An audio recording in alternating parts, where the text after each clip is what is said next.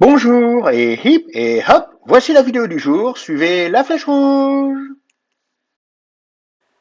Incroyable, Jésus a été pris en photo dans le ciel. Le 28 février 1963, cette photo surnaturelle est apparue dans le ciel sur la montagne de Sunset, dans l'Arizona, en Amérique. C'est le même phénomène que William Branham a eu dans une vision le 22 décembre 1962. Bien que cette photographie ait été prise à une distance de 425 km environ, le visage du Seigneur Jésus est clairement reconnaissable à l'intérieur.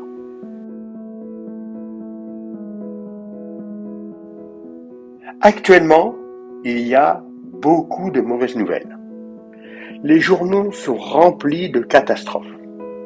Alors un conseil, si vous avez peur, si vous êtes sous médicaments, si vous êtes dépressif, un conseil, coupez la télévision et ne regardez plus les informations.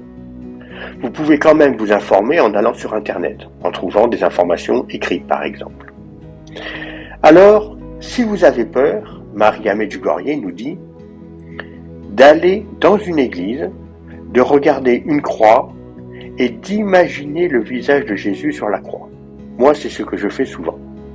J'essaye de me projeter sur la croix, d'imaginer le visage de Jésus qui est agonisant, souffrant. Souvent d'ailleurs, il a le regard et le visage tourné sur le côté, et il ne me regarde pas.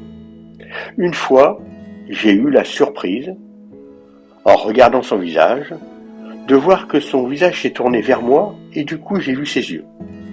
Et surprise, j'ai vu que ses yeux étaient bleus. Ce qui était très très intéressant, c'est que Maria Medjugorje, dans ses messages du mois, avait dit que Jésus voulait se montrer. Et comme par hasard, peu de temps après, pendant le mois, j'ai vu les yeux bleus de Jésus. Alors évidemment, j'en ai conclu que Jésus a voulu me montrer ses yeux bleus.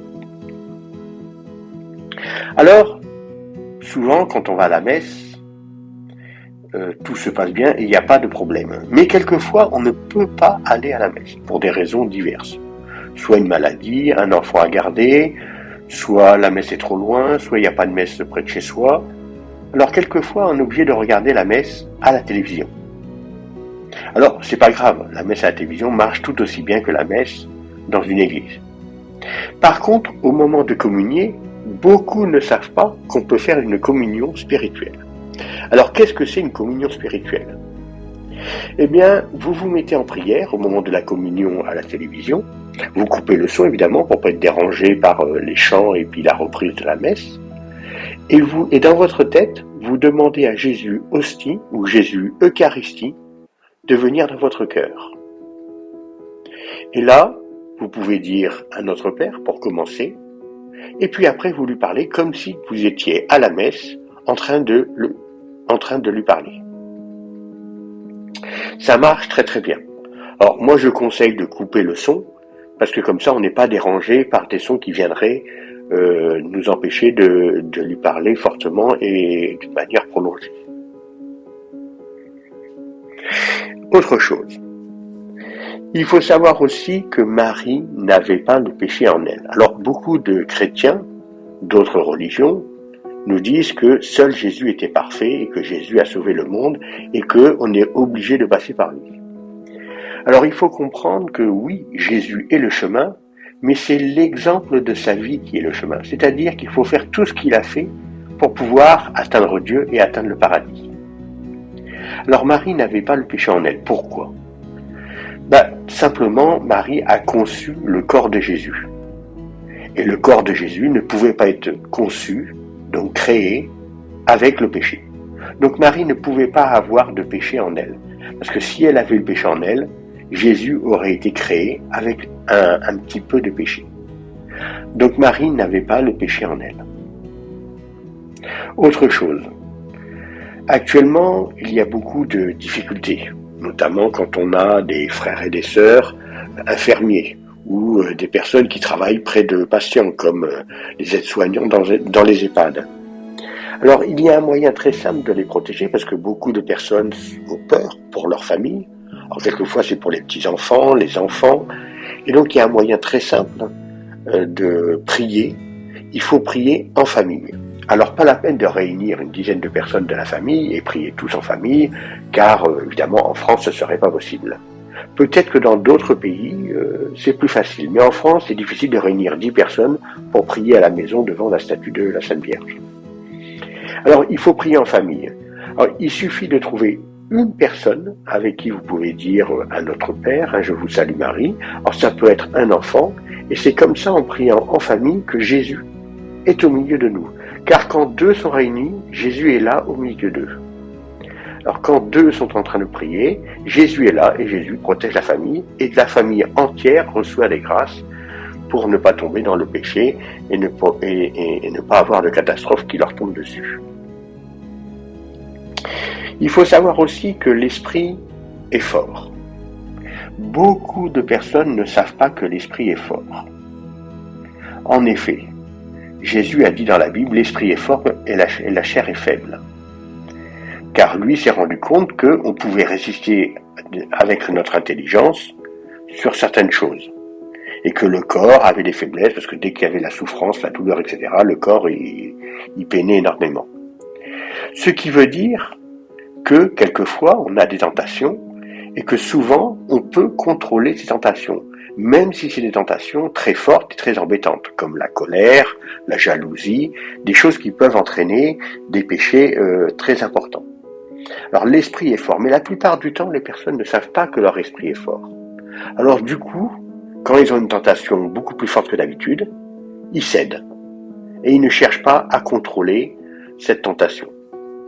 Alors, il y a un moyen très simple de prendre conscience que l'esprit est fort, c'est de jeûner. Beaucoup de personnes croient qu'ils ne pourront pas contrôler leur nourriture et qu'ils ne pourront pas jeûner. Et pourtant, ils peuvent le faire.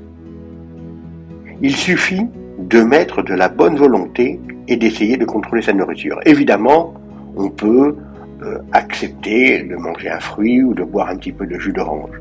Mais l'esprit est suffisamment fort pour contrôler sa nourriture. Et quand les personnes auront compris que l'esprit est fort, ils pourront facilement contrôler leur tentation.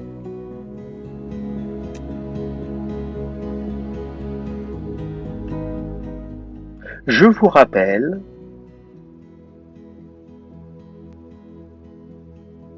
que j'ai très peu de moyens et que vous pouvez m'aider en me faisant un don.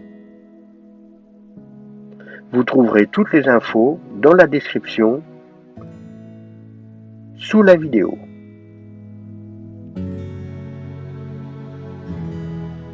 Vous pouvez m'aider à évangéliser de manière complètement gratuite. Il faut vous abonner et cliquer sur la cloche. C'est le plus efficace. Je vous rappelle que l'abonnement est entièrement gratuit. Par contre, pour moi, c'est super important. Ça m'encourage et ça augmente mon nombre de vues. Ça augmente aussi mes gains grâce aux publicités et j'évangélise plus de monde. Donc, n'hésitez pas, abonnez-vous.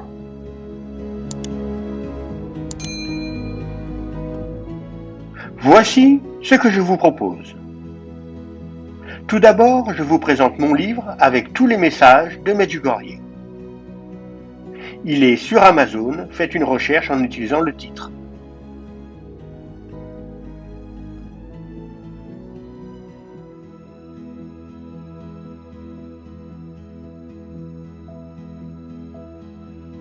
Puis mes t-shirts avec mes propres créations dessus.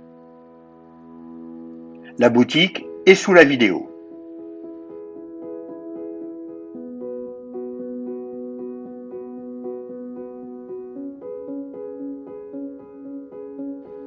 Et enfin, mes croix et mes chapelets avec des pierres de Medjugorje en vente sur mon site www.croixacier.fr.